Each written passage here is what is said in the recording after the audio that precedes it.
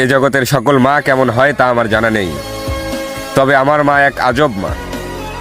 মোনাজাতে আমার দীর্ঘায়ু কামনা করে নিজের অসুস্থতার কথা বলতেই ভুলে যায়, অথচ নিজের শরীরের দিকে খেয়াল না করে চোখের পানি ফেলে আমার সুস্থতা কামনায়। এই মিথ্যের শহরে আমার মায়ের ভালোবাসা ব্যতীত যখন সকল কিছুতে ভেজাল মেশানো, তখনও আমার মায়ের ভালোবাসাই চিরন্তর সত্য। অতঃপর আমি খুঁজে দেখলাম এই সংশ্লিষ্ট বাংলা ভাষায় এমন কোনো বাক্য তৈরি হয় নাই যে বাক্য আমার মায়ের ভালোবাসা প্রকাশের সামর্থ্য রাখে। আমি এই বিশাল মহাকাশে এমন কোনো কিছুই খুঁজে পাইনি যার সাথে তুলনা করে বলবো তাকে আমি তার মতো ভালোবাসি। এক কথায়, খোদা যদি তার ব্যতীত অন্য কারো ইবাদতের অধিকার দিত না, আমি নির্দ্বিধায় তোমার ইবাদত করতাম মা।